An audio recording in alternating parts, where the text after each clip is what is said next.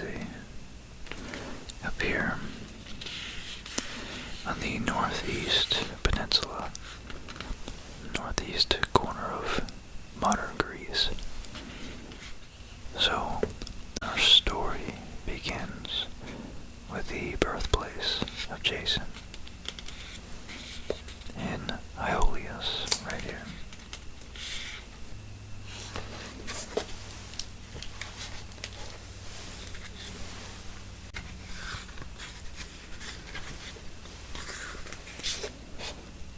I really love how they include the classical art in here too, but that doesn't have anything to do with Jason, so let's begin at the beginning. So at Aeolus in Thessaly, here we have Thessaly is this general area up here. So let's note that. Okay, so we have Aeolus.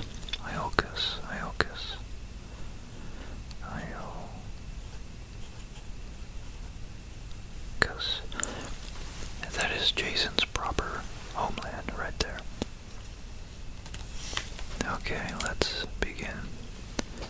So at Aeolus in Thessaly, there once reigned a virtuous king, Jason, with his good wife Alcimede. Their happiness, however, was soon disturbed by the king's brother Peleus, who, aided by an armed host, took forcible possession of the throne. Jason and Alcimede, in fear of their lives, were forced to resort to a hasty and secret flight, taking with them their only son, Jason. The king and queen soon found a place of refuge, but afraid lest their hiding place should be discovered, and they should all be slain by the cruel Peleus, they entrusted their son to the centaur Chiron, revealing to him alone the secret of the child's birth, and bidding him to train him up to avenge them. Chiron discharged his duties most faithfully, trained the young prince with great care, and soon made him the wisest and most skillful of his pupils.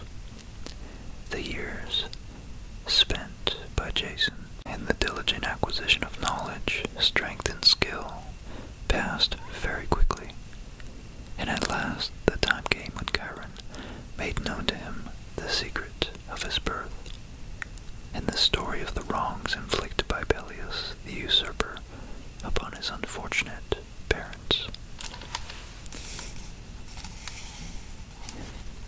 This tale aroused the prince's anger and made him solemnly vow to punish his uncle or perish in the attempt.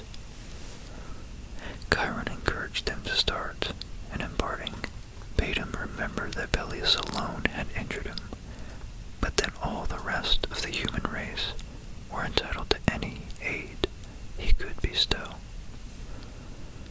Jason listened respectfully to his tutor's last instructions, then, girding his sword and putting on his sandals, he set out on his journey to Aeolus, his homeland, the land that his uncle Peleus had usurped the throne of.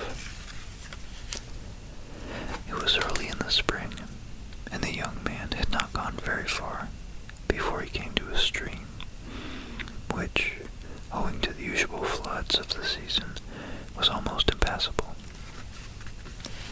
Jason, however, was quite undaunted by the rushing, foaming waters, and he was about to attempt the crossing when he saw an aged woman not far from him, gazing in helpless despair at the waters she could not cross. Naturally kind-hearted and helpful, and besides that, mindful of Chiron's last recommendation, Jason offered the old woman his assistance, proposing to carry her across on his back if she would but lend him her staff to lean upon. The old woman gladly accepted this offer, and a few moments later, Jason, bending beneath his strange load, was paddling with a rapid current. After many an effort, breathless and almost exhausted, Jason reached the opposite bank, and after depositing his burden there, he scrambled up beside her, casting a rueful glance at the torrent, which had wrenched off one of his golden sandals. He was about to part from the old dame with a kindly farewell, when she suddenly transformed into a large, handsome, and imperious-looking woman, whom, owing to the peacock beside her, he immediately recognized as Juno, Queen of the Heaven.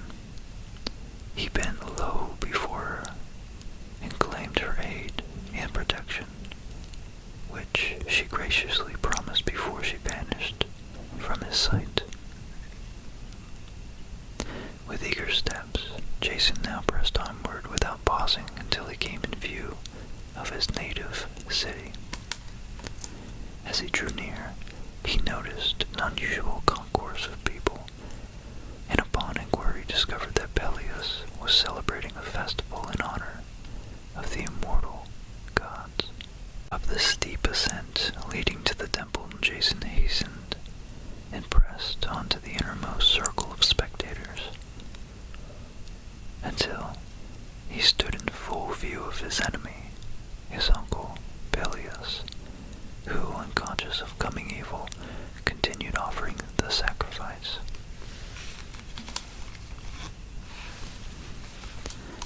The one sandal. At last the ceremony was completed, and the king cast an arrogant glance over the assembled people. His eyes suddenly fell upon Jason's naked foot, and grew pale with horror, as there flashed into his memory the recollection of an ancient oracle, warning him to beware of the man who appeared before him wearing but one sandal. Peleus tremblingly bade the guards bring forth the uninvited stranger. His orders were obeyed, and Jason, confronting his uncle boldly, summoned him to make a full restitution of the power he had so unjustly seized. Phrixus and Helle. To surrender power and wealth and return to obscurity was not to be thought of, but Peleus artfully concealed his displeasure, and told his nephew that they would discuss the matter and come to an amicable understanding after the banquet, which was already spread, awaiting their presence. During the festive meal, bards sang of all the heroic deeds accomplished by the great men of ancient Greece, and Peleus, by judicious flattery, stimulated Jason to attempt similar feats. At last the musicians recited the story of Phrixus and Helle, son and daughter of Athamas and Nephele, who, to escape the cruel treatment of their stepmother Ino, mounted a winged, golden-fleeced ram sent by Neptune to transport them to Colchis. The ram flew over land and sea, but Helle, frightened at the sight of the waves tossing far beneath her, suddenly lost her hold on the golden fleece and tumbled off the ram's back into a portion of the sea since known as the Hellespont, where beauteous Helle found a watery grave.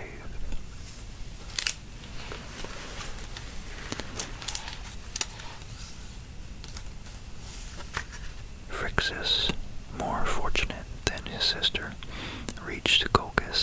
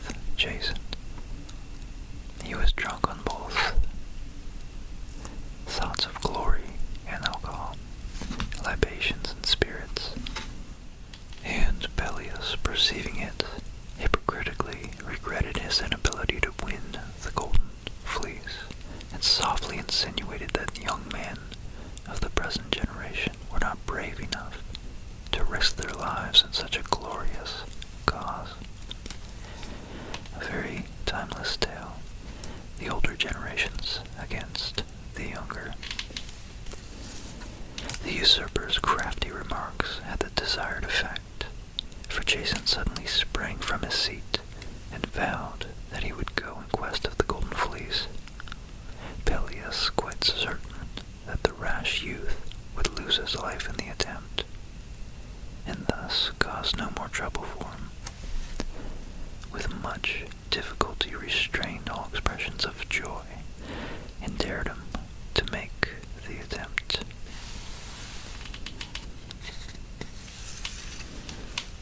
Here's a few lines from a more poetic version of this tale. The Orphic Argonauts.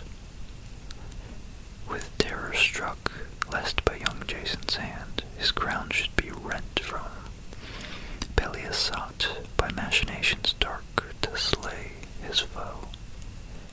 From Colchis' realm to bring the Golden Fleece, he charged the youth.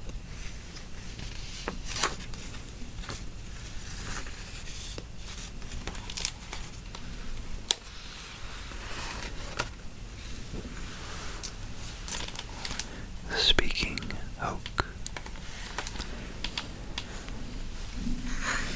When Jason, sobered fresh by a long night's rest, perceived how foolish had been his vow, he would fain have recalled it, but mindful of Chiron's teachings, ever to be true to his word, he resolved to depart for Colchis. To secure Juno's assistance, he began to visit her shrine at Dodona, where the oracle, a speaking oak, assured him of the goddess's goodwill and efficacious protection. Next, the speaking oak bade him cut off one of its own mighty limbs and carve from it a figurehead for the swift sailing vessel which Minerva, at Juno's request, would build for his use from pine trees grown on Mount Pelion. So there's a small inland lake right in here.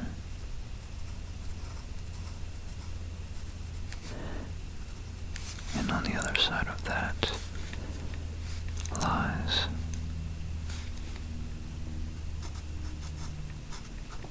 Mount Pelion.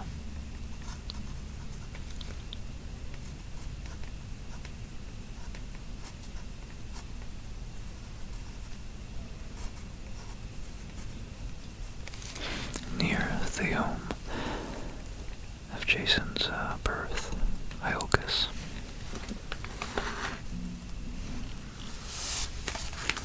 In the Golden Fleece, to give you an idea of where Jason has to go, he knows he has to go through the Hellespont, through the area here into the Black Sea, all the way on the east shore of which lies the place where the Golden Fleece was placed by Phrixus, guarded by a dragon.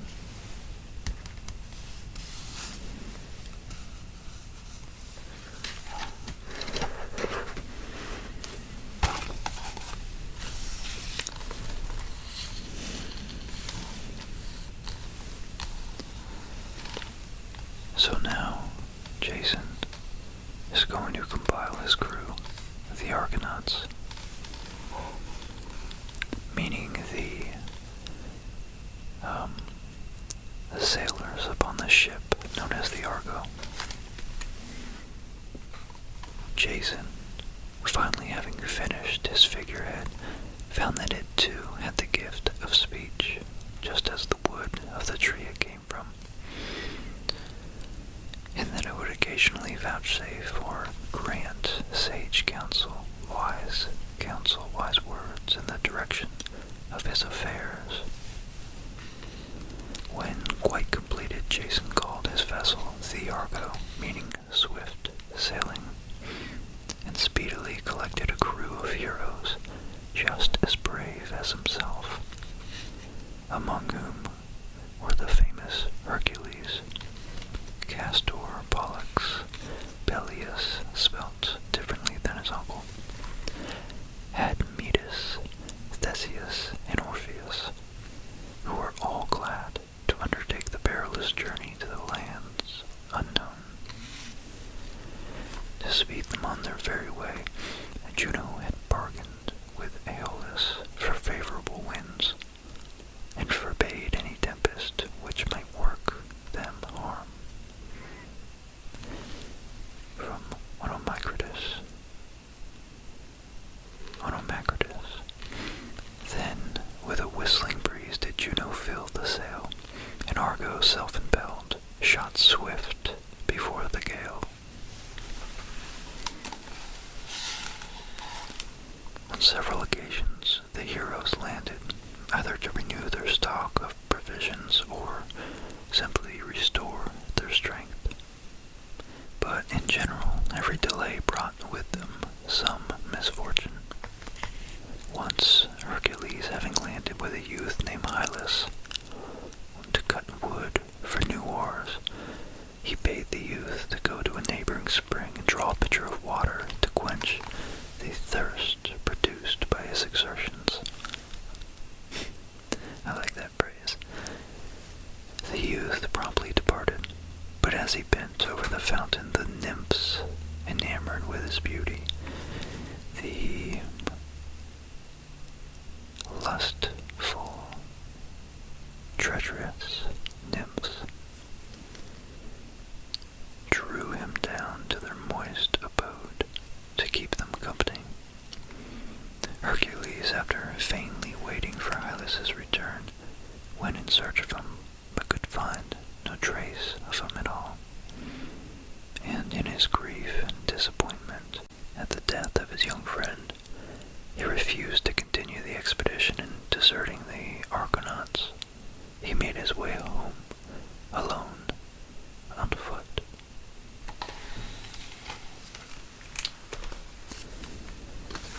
So at this point, these tales are skipping some of the adventures, because there were many that the Argonauts went through, and just like Odysseus, on each stop, each delay, there were a few that didn't make it back on the Argo. So, he had departed from Iolcus, remember? And at this point, he's already through the Hellespont. He's traveled across the Aegean Sea. Around here, remember, this is, I couldn't draw it, but it's mattered with islands. Many, many, many islands throughout here. The Women of Lemnos is one adventure. That's roughly right here.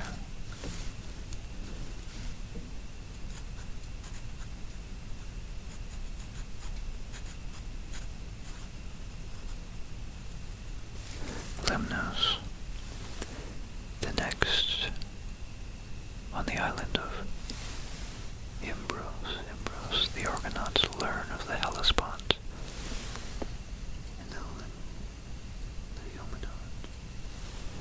and Laomedon, king of Troy. So, the passage through the Hellespont, guarded by the Laomedon's fleet. So here, all through here, at the Hellespont, in Troy, is right next to the Hellespont.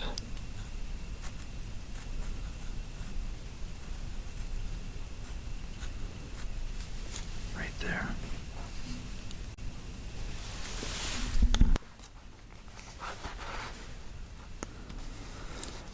So on the island of Lemnos, the Argonauts had anchored, not knowing the terrible atrocity that had previously occurred there and what they were about to encounter. Now, keep in mind that the Argonauts were in the Greek spirit. They were gung-ho, they were thrilled to be alive, they were explorative and desired an adventure. So they were not timid, they were not shy, they weren't particularly cautious. They were happy to be out on the open ocean with Jason on his heroic quest. They were only seeking for some ways to experience the world around them. And,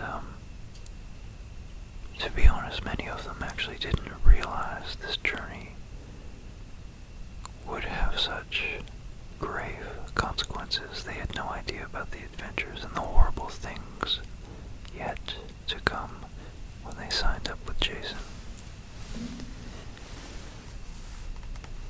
They didn't even know that some might not even make it back. Well, as I said, the general direction is east, towards the sunrise. They need to make it through the Hellespont, all the way to the Euxis Sea, the Black Sea. On their journey, they anchored off Lemnos. Now, for a long time, the island of Lemnos out here had been inhabited only by women, and it was there that the Argo first weighed anchor. These women had actually provoked the wrath of the goddess Aphrodite, for not worshipping her and paying her homage like she desired. So she actually she cursed them with a horrible body odor, which made their awful stench unbearable to their husbands. And as a result, their husbands had deserted them to this island, Lemnos. But, humiliated and furious, hell hath no fury like a woman's scorn for their deplorable condition. The women had actually murdered every male on the island. And there they lived with Queen Hellespont until the day that Jason and his Argonauts arrived. There, Jason and his Argonauts, they entertained the women to balance out the genders on the island.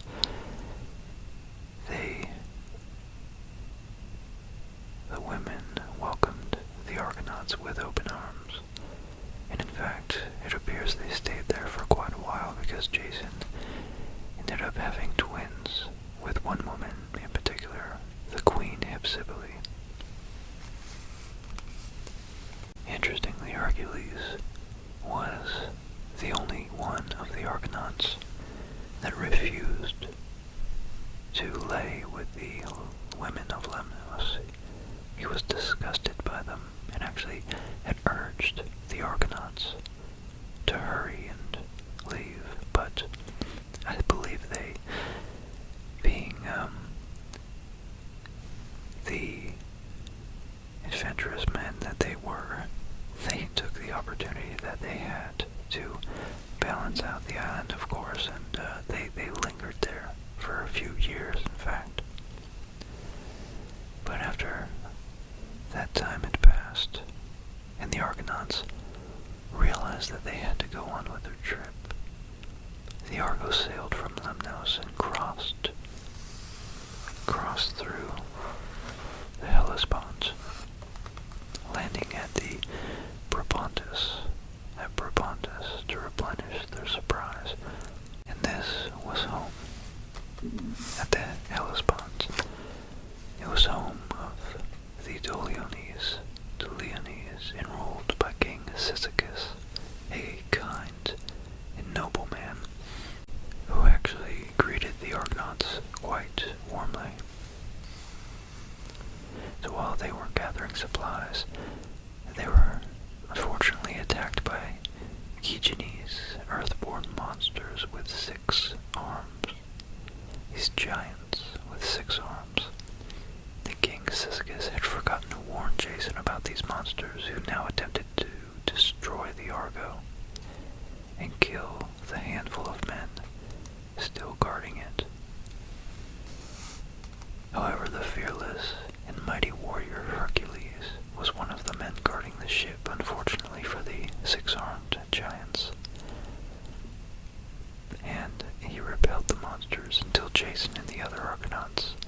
returned. Together they killed the monsters and took to the sea again. But in the dark of night, a twist of fate brought them back to the land of the Doliones, and King Cyzicus, unable to recognize his friends, the Argonauts, thought them to be martyrs, and he attacked them with his men. He attacked them. In confusion that ensued, King Cyzicus was killed, and in the dawn both sides realized their mistake with heavy hearts and a grand funeral for the warm, kind-hearted king. So,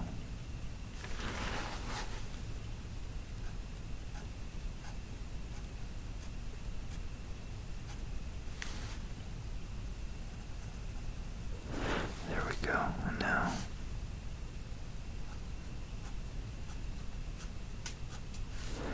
they've made it to the Hellespont. And I just wanted to fill you guys in because this journey is very epic. Okay, so now we've got up to where we were, and Cyzicus was about right here. Cyzicus. It's a weird spelling. C-Y-C. Cyz. I-C. U-S. Okay. 4, 5.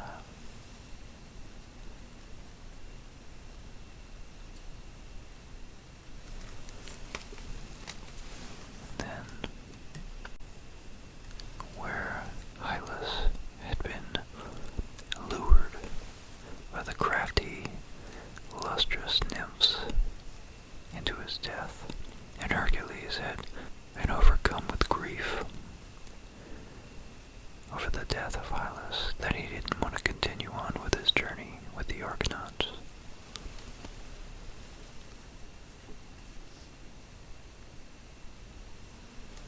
And so that was even closer.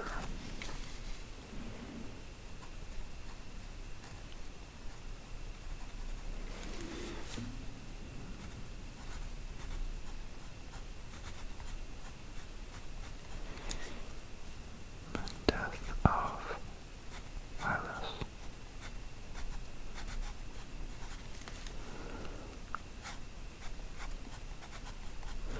This is where Hercules left. And in fact, the men weren't sure whether they wanted to stay, maybe wait and persuade Hercules to get over his grief, and because they knew he was such a valuable asset to this team of ancient Greek superheroes, essentially. But right as they were deliberating, and the situation aboard was, in fact, almost becoming mutinous, they were so divided on whether to leave or wait for Hercules. The minor sea god Glaucus appeared and calmed them all. He calmed them all. He told the Argonauts that it was the will of the gods that Hercules stays and completes a series of tasks that he had been preordained to engage in. And so these are the 10 labors of Hercules. In fact, a whole nother myth. So it's fun that the myths are tying together here. So the Argo put out to sea again, leaving behind Polyphemus to assist the mighty Hercules in his mission. So Hercules and Polyphemus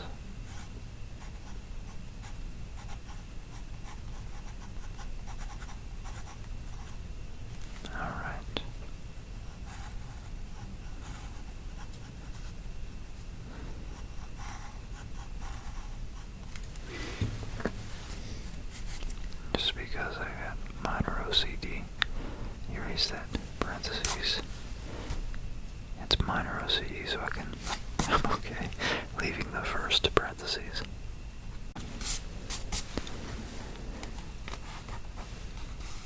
So, they've almost made it into the Black Sea. Let's continue with our mission, with our journey, reading through the book. So, Phineas and the Harpies. On another occasion when Jason visited Phineas, the blind king of Thrace, he heard that this monarch's life was embittered by the Harpies. These Harpies were vile monsters, part woman, part bird, who ate or befouled all the food placed before him, and never let him eat a mouthful in peace. Having repeated this tale to his companions, the two sons of Boreas, who were also in the Argo, begged permission to drive them away. Jason couldn't refuse the request, and the two youths, with drawn swords, pursued the Harpies to the Strophides Islands, where the birds promised to remain. Jason, sailing on in the meanwhile, was attacked by a flock of brazen feathered birds, which rained their sharp plumage down upon the Argonauts, wounding many of them sorely. The captain of the expedition, seeing weapons were of no avail against these foes, consulted the figurehead, and, in obedience to its directions, clashed his arms against his shield, until, terrified by the din, the brazen feathered birds flew away rapidly, uttering discordant cries of terror as they fled. Sometime during the course of their journey, the Argonauts came to the Symplegades, that sounds better, floating rocks which continually crashed together and ground to powder all objects caught between them. It's like a horrific nightmare that Mario might have. So, calculating that the speed of his vessel was equal to that of a dove on the wing, he set out a dove before him. Interesting analogy to Moses, or Noah releasing a dove from the ark. The dove flew safely between the rocks, losing only one of its tail feathers as they clashed together, nearly catching it. Watching his opportunity, therefore, Jason bade his men row swiftly. The Argo darted through the opening, and when the rocks again came into contact, they merely grazed the rudder. As a vessel had passed between them unharmed, their power for evil left them, and they were chained fast to the bottom of the sea, near the mouth of the Bosporus, where they remained unmovable like any other rocks. Wow. So they had changed the dynamics of the geography around them through a feat of courage and skill.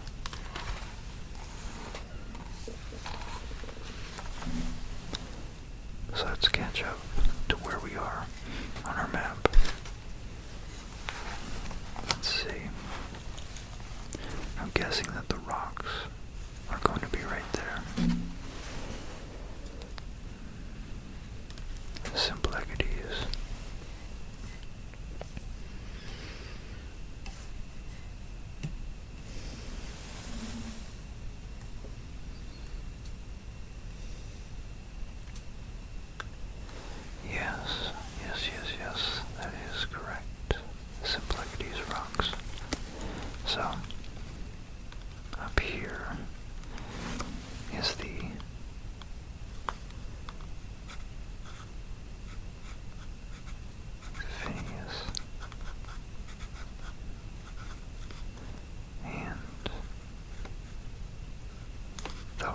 Symplegades.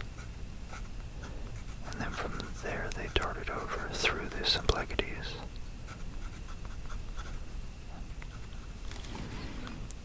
So right there.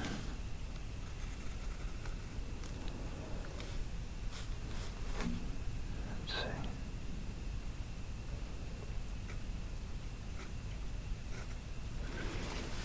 And then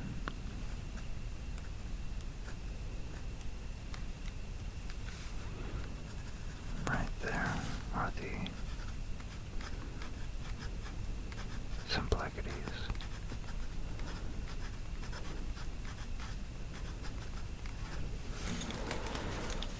The rocks.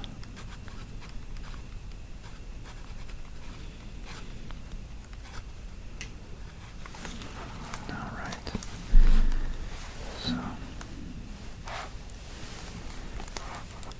they've had quite a few adventures in what seems like a fairly short distance, but as from our modern, privileged, transportationally privileged minds, in which we can fly above like birds and we don't have to traverse over rough seas or coarse terrain, rocky mountains, or swift flooding rapids. We have the aid of technology on our hands. So, next. So, there are many other adventures, minor subplots, adventures that they go on. From here to here, Paphlagonia, the land of the Amazonians, there. And finally, we're going to skip all that and get right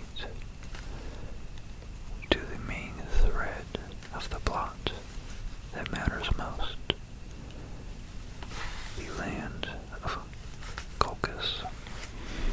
And if you remember, Hera was the old woman disguised as an old woman at the beginning of our tale. And she favored Jason because of his kindness and warmth and good heart. So she, as he made his way through adventure after adventure, losing men and surmounting many obstacles, she helped him. She helped him on this last leg towards reaching the Golden Fleece. Let's see what she did. Seeing that Jason now over here was about to finally approach Colchis. Let's see.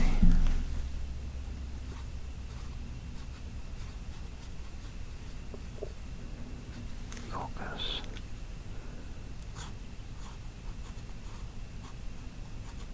The Golden Fleece right here.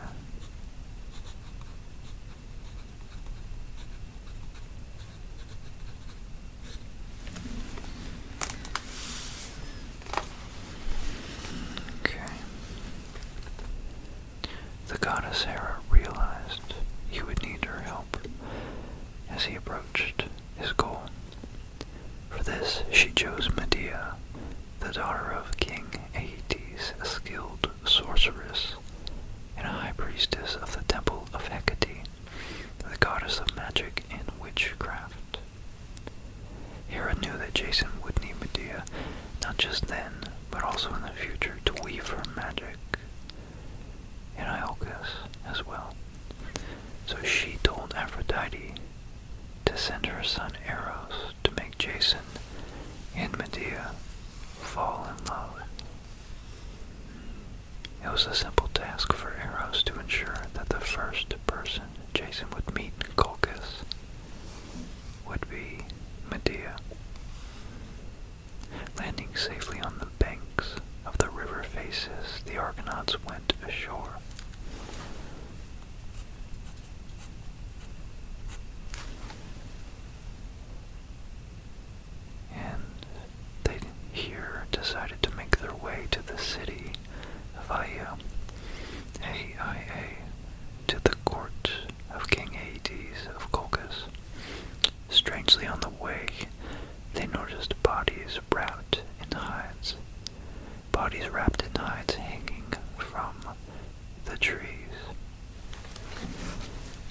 So, Colchis.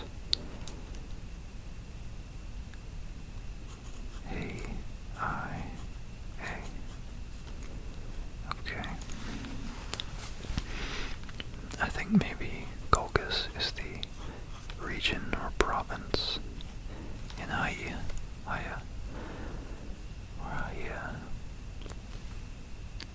Haya is the city. So,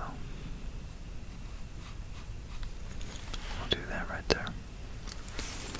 Let's find out what it meant that the Argonauts passed bodies wrapped in hides hanging from the trees as they made their way to the city of King Aeetes. So the Argonauts, of course, had many adventures too numerous to recount for our episode here, reached the Colchian shores and presented themselves before King Aeetes.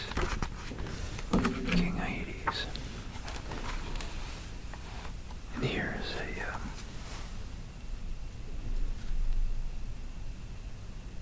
here's a pretty fantastic painting. This is Jason grabbing the fleece, but we're not there yet. Here is Jason and Medea, another painting.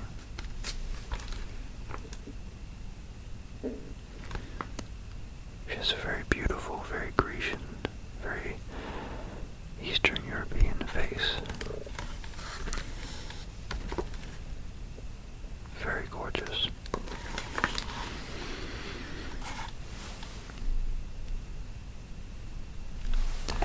So Aeetes, King Aeetes, they told King Aeetes of their errand, made it known that they were seeking the golden fleece. Loath to part with his golden treasure, though, Aeetes declared that before Jason could obtain the fleece, he must catch and harness 2 wild, fire-breathing bulls dedicated to Vulcan, and make use of them to plow a stony piece of ground sacred to Mars. This done, he must sow the field with some dragon's teeth, as Cadmus had done the conqueror, the giants which would spring up. And last of all, so the giants would spring out of the ground after sowing the dragon's teeth, and he must conquer them, and last of all slay the guardian dragon, or the fleece would never be Jason's. So of course, after being confronted with all these obstacles, the whole crew resented the fact that they had to leave Hercules behind. Where had they left him? Where Hylas had been lured to his death by the nymphs.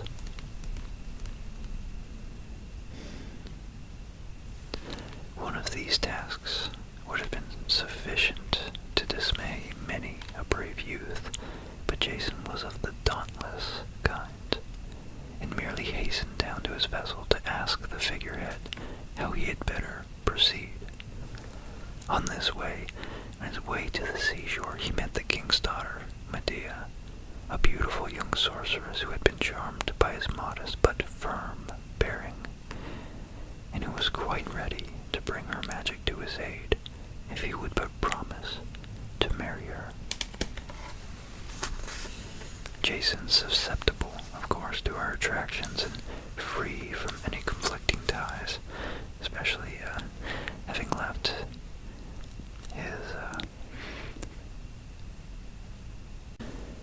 left his previous pungent lover behind on the island of Lemnos. He readily agreed to her proposal, and carrying out her directions, caught and harnessed the fiery bulls. He then plowed the field and sowed it with dragon's teeth from Onomacritus, and how he yoked the bulls whose breathings fiery glowed, and with the dragon's teeth the furrowed acres sowed.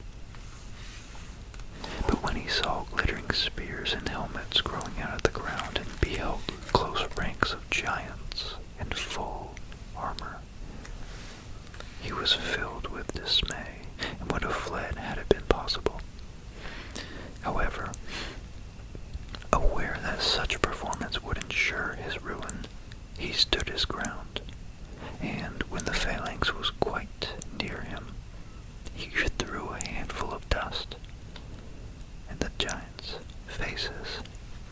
Blinded with sand, the giants attacked one another, and in a short time they were exterminated. They, like swift dogs ranging in fierceness, on each other turned. Tumultuous battle. On their mother earth, by their own spears they sank, like pines or oaks, strewed by a whirlwind in the mountain dale. Apollonius Rhodius's poem. Accompanied by Medea. Jason next hastened to the tree where the dragon kept guard over his treasure. An opiate prepared by Medea's magic skill soon made the dragon forget his charge in a profound sleep. This enabled Jason to draw near enough to sever his frightful head from his hideous trunk. Jason then tore the coveted fleece from the branch where it had hung for many a year and bore it in triumph to the Argo. Exulting, Jason grasped the shining hide, his last of labors, in his envied pride. Slow from the groaning branch the fleece was rent. His companions, who had made ready a hasty departure, were already seated at their oars, and as soon as he had embarked with Medea and her attendants, the Argo shot out of the Colchian harbor. How softly stole from home the luckless wedded maid, through darkness of night, in linen robe arrayed, by fate to Argo led, and urged by soft desire, nor yet regarding aught her father's furious ire.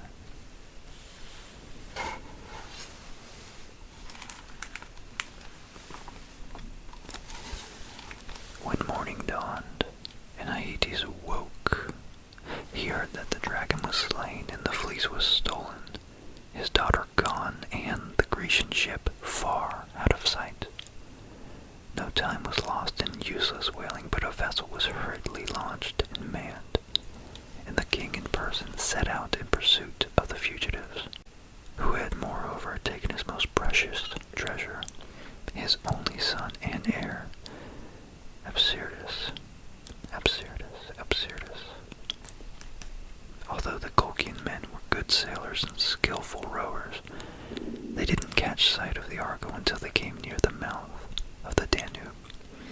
And Aeetes wildly called to his daughter to return home and to her father. Stay thy rash flight, and from the distant main, for oh, thou canst, my daughter, turn again. Whither depart? The vessel backward steer. Thy friends, thy still fond father, wait thee here. Okay, so now that they have made away, they've completed the task. Medea's potion has allowed the dragon to slumber, so Jason can slay the dragon and steal the fleece in the middle of the night. Medea knows her dad, King Aeetes, would be wrathful at the stealing, at the theft of his valued golden fleece. So what she does, somewhere up here, I think, she helps him get away.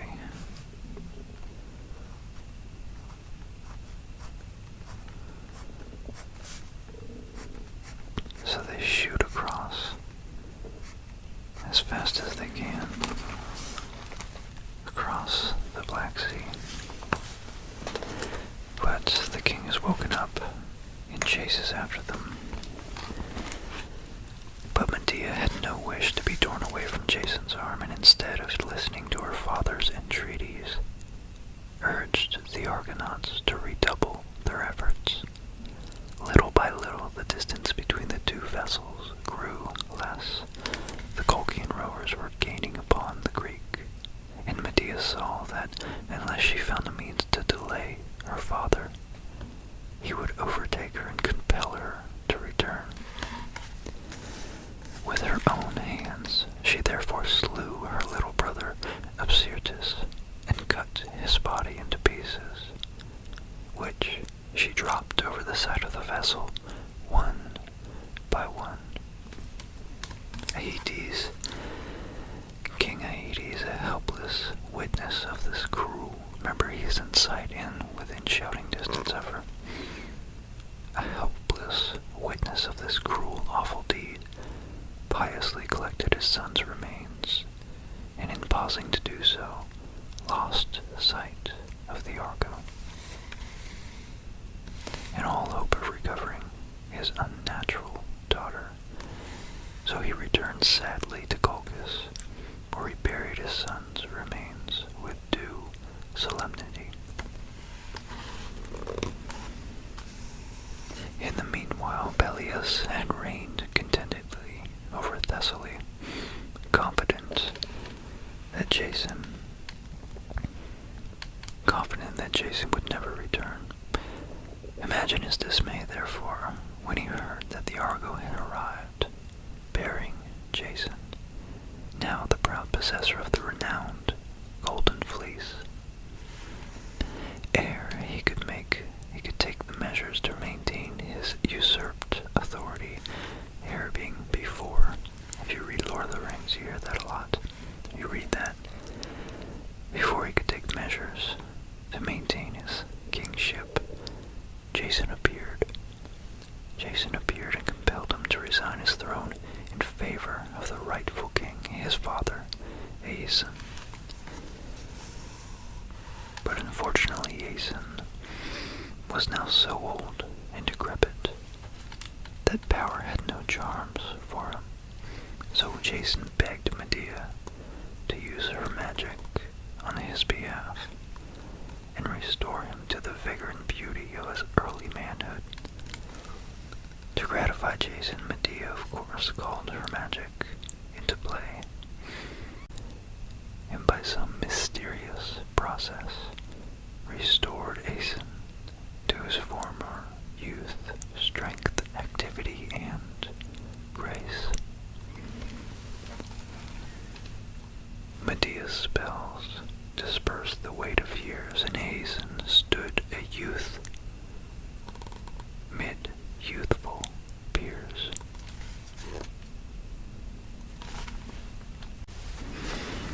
Okay, now, so the famous Danube River, which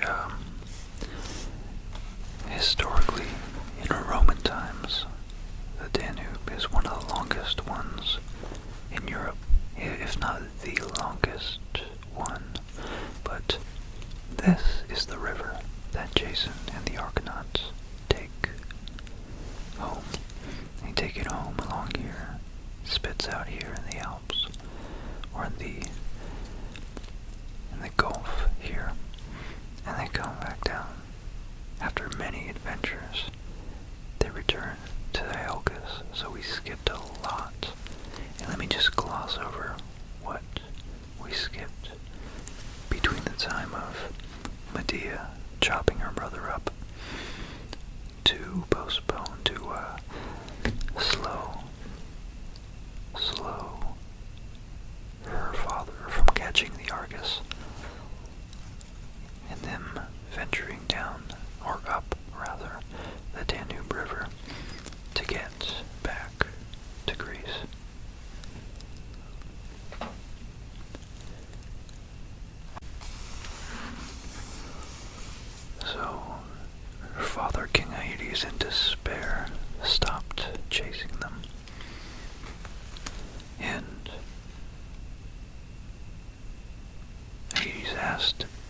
he asked Zeus in return to punish Medea and Jason in order to get revenge for his son's unfair death. Zeus answered his prayer, and drove the ship off course to the island of Aeneas, where lived Circe, Medea's aunt. And even before they were able to come all the way across the stretch of Europe, the European continent, they took the Danube.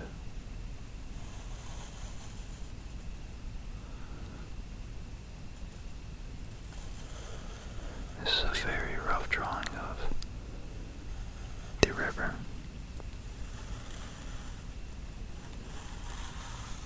And over Italy, north of Italy, in the mountains where the source of most rivers are, that's where the Danube begins, as well as the Rhine River.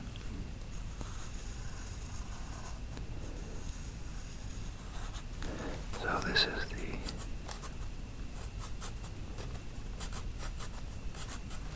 Danube River.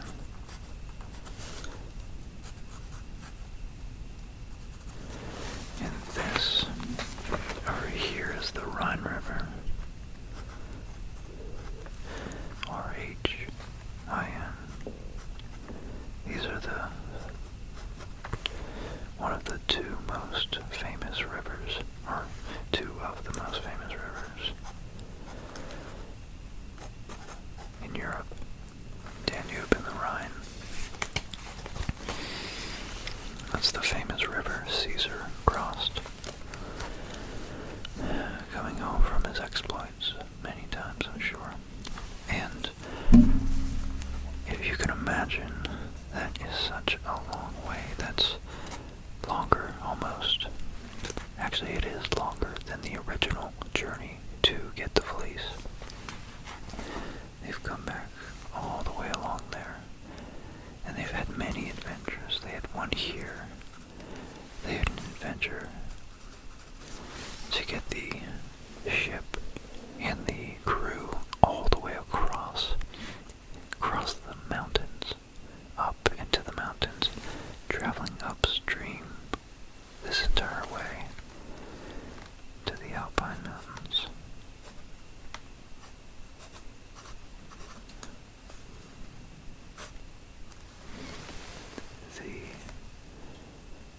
Please, there, the mountains passage.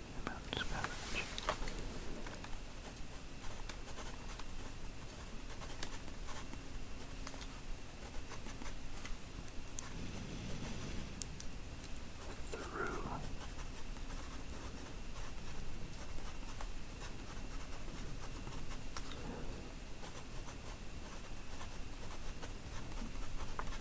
the mountains.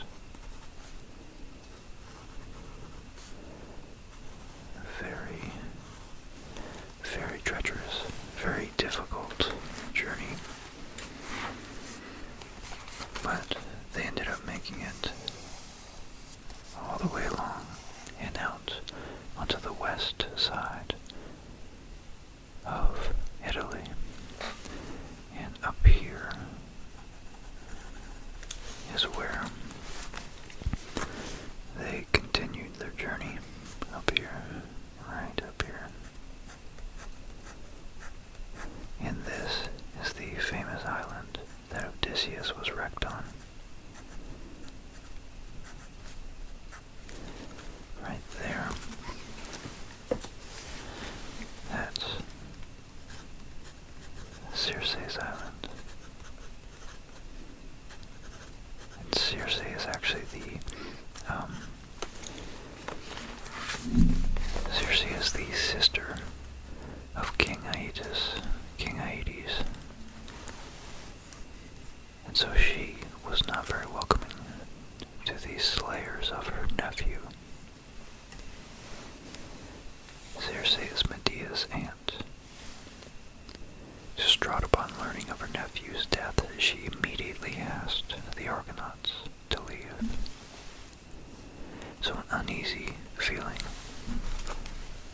before we continue on the climax of the feud, the final chapter in Jason's life, their return journey, I just wanna fill in those gaps real quick.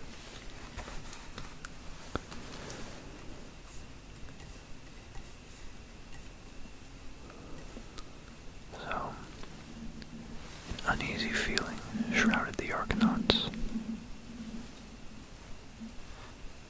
A strange, mellifluous music wafted over the waters tugged at the hearts. A strange, mellifluous music wafted over the waters and tugged at the hearts of the Argonauts, and they found themselves rushing towards the source. To their dismay, they found themselves amongst the Sirens. The Sirens were beautiful women who sat on rocks, seducing sailors with their irresistible songs. Unable to avoid the beauty of their sight and their song, the sailors would run their ships aground on the rocks and be killed. The presence of Orpheus once more saved the Argonauts. Such a fate, though. He played his lyre far more powerful and captivating than that of the Sirens. The Sirens, breaking their enchanting spell. Finding that they were no longer affected by the Sirens' charm, Jason and his friends rowed with all their might, and well away from the rocks. But unfortunately, Beauties, B-U-T-E-S, fell over. Lured by the Sirens, he swam toward the rocks and imminent death. But miraculously, Aphrodite appeared out of nowhere and saved him. And next, in a very similar vein for you guys who know about the Odyssey or watched my Odyssey, so there's the Sirens.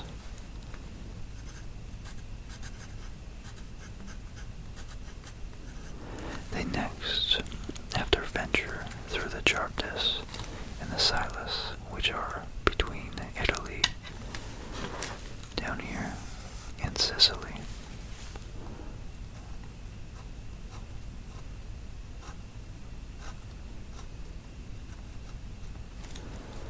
So, right here, it was another major obstacle for them.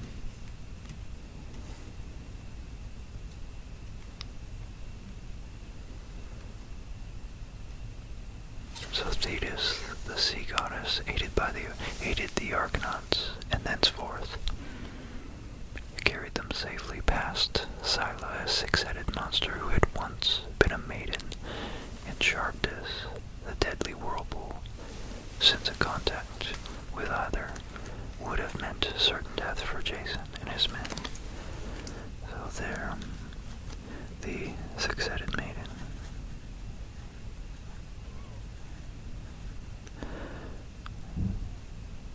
Six-headed maiden. Yeah, six-headed. That's so crazy. 3, 4, 5, 6.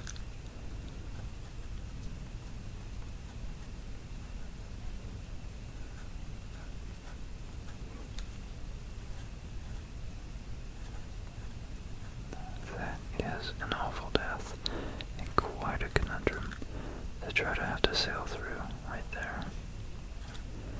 So that is a stick figure with 6 heads, and the Charybdis right here.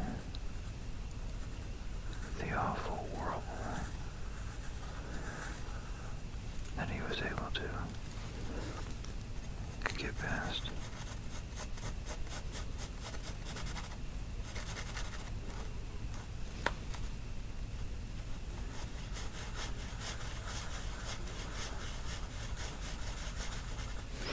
Okay.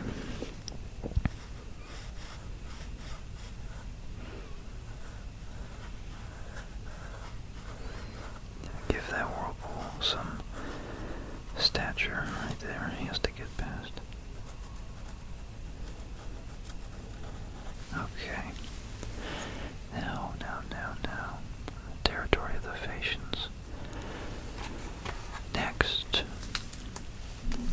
the Argonauts get between, much like Odysseus yet again, they get lost, they get thrown off by wind, unfavorable winds. And so, they get lost at sea for quite a while. They get turned around multiple times.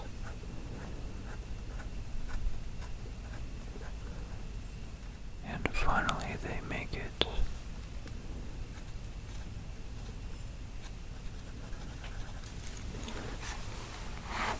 to a point. They make it to the island of Drepane, a territory of the Phaeacians.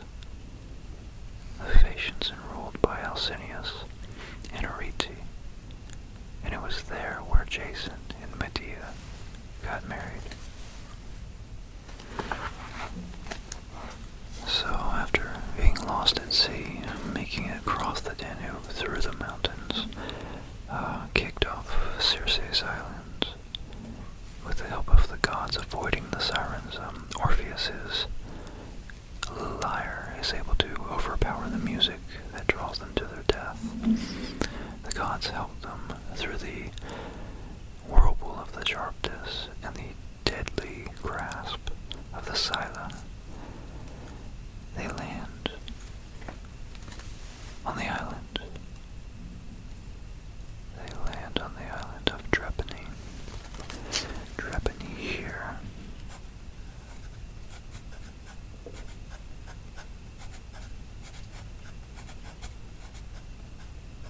Drepane right there. And Jason and Medea get married. Now that sounds like a happily ever after story. I mean, they get married, they're overcoming obstacles, and they have the golden fleece, the object of their desire and the sole purpose of their journey. Or at least Jason's. But they haven't made it back to confront Iolcus, to confront his evil uncle yet. And so, as they are on their journey back, you can imagine it's been a long trip. Just again, like the Odyssey, it's been years and years they've been away at sea. And the men just want to get back. And they get all the way up, somewhere around here, tantalizingly close to their destination in Iolcus, when the gales across the Mediterranean, a gale drives the Argonauts all the way down to Africa.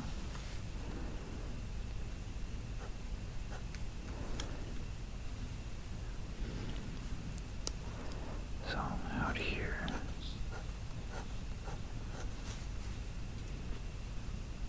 a gale.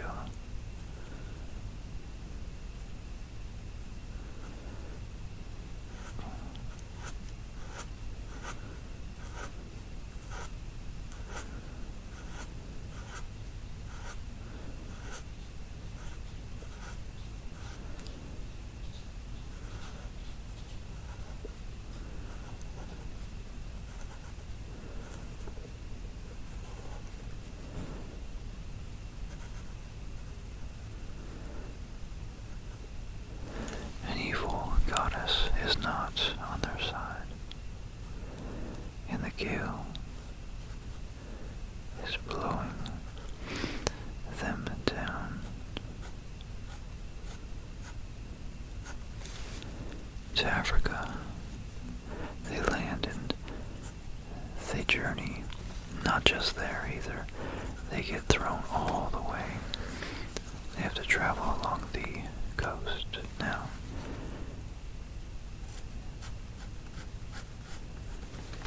And there's a few adventures that we don't go into, but I just wanted to show you guys exactly how far this journey was, and this myth is really, really driving home.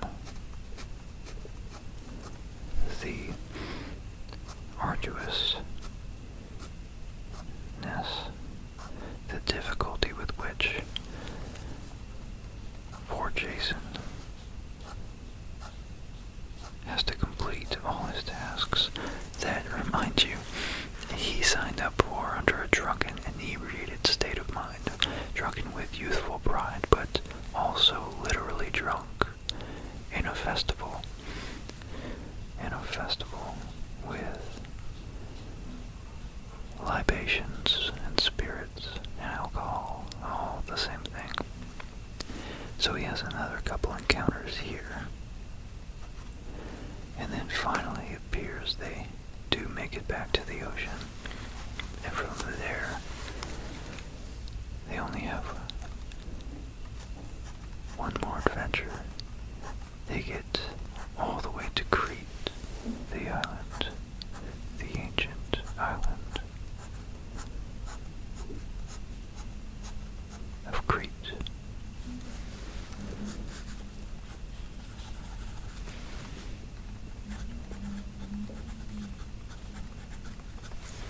Ancient island of Crete. And here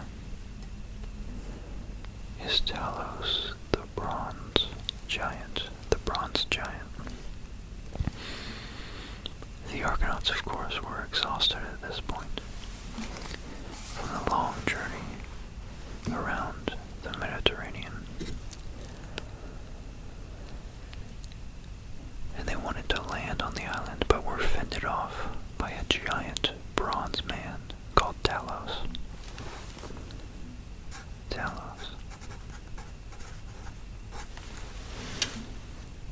He was the last of a race of giant bronze people, and could only be killed in a certain manner, by rupturing the only vein in his body at the back of his ankle.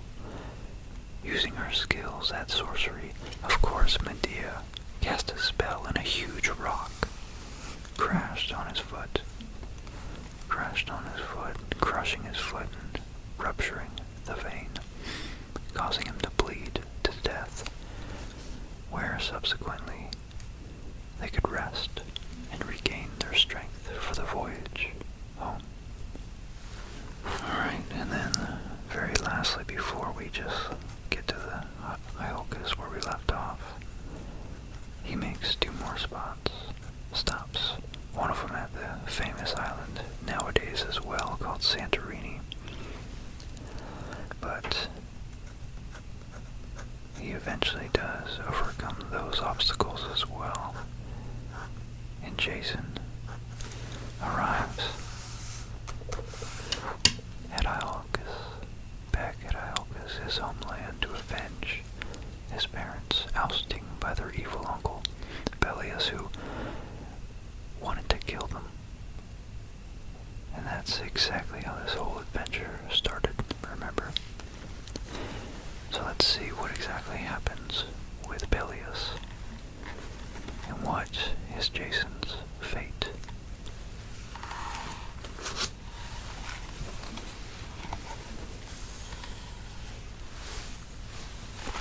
So Peleus had reigned contentedly, but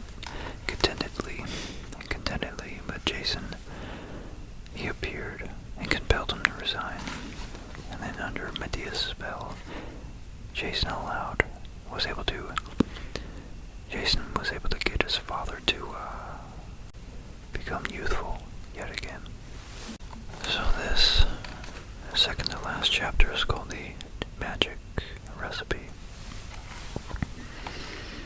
As soon as Peleus' daughters heard of this miraculous transformation, they hastened to Medea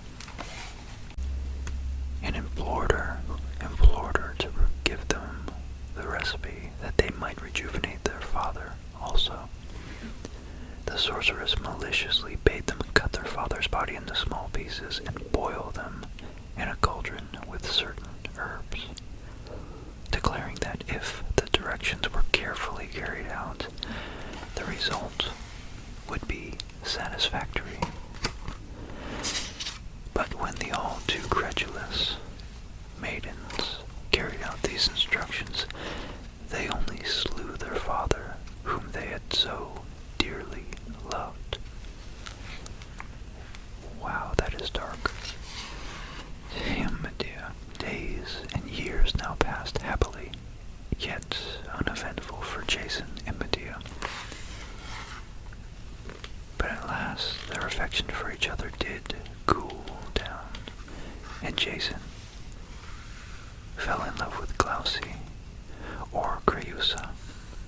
Frantic with jealousy, Medea, of course, prepared and sent the maiden a magic robe, which she no sooner donned than she was seized with terrible convulsions, in which she died.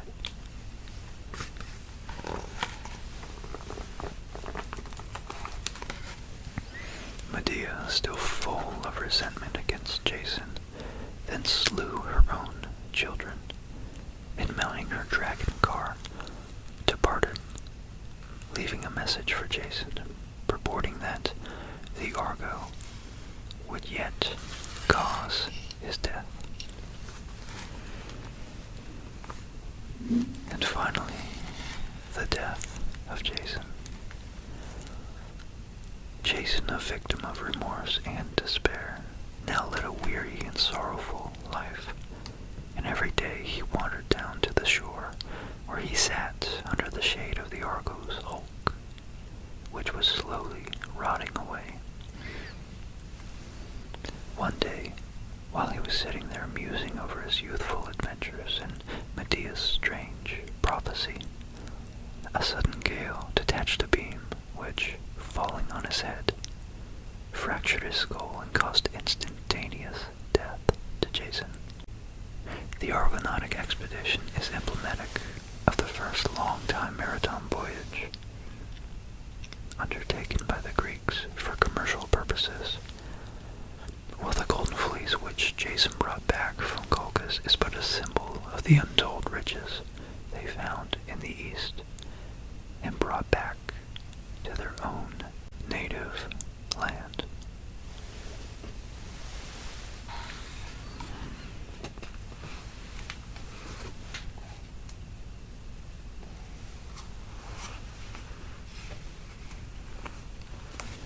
And that, everybody, is the myth, the tale, this story of Jason and his Argonauts, of course mixed with the famous story of Medea and the tragic story, the tragic end that her story comes to.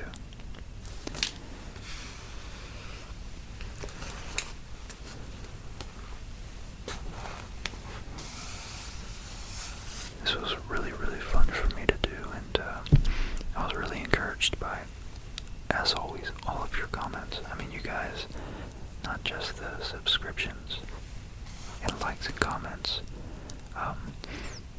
the donations, the gifts, the support on Patreon.